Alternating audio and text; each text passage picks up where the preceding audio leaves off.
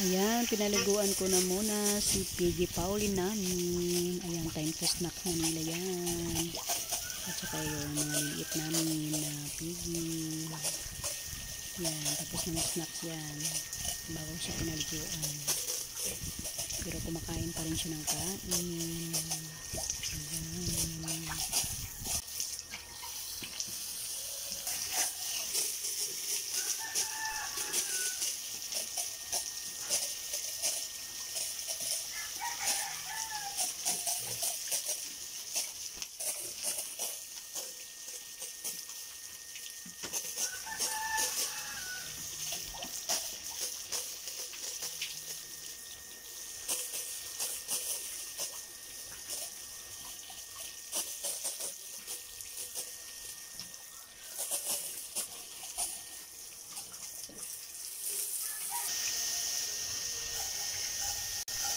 Ayan, dito naman ang little maliit na Piggy namin. Snack time na nila.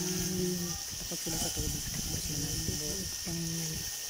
Kain muna ang aming Piggy. Maliliit. Napakain ko na sila. Pang snacks na to nila, snacks. Panghali.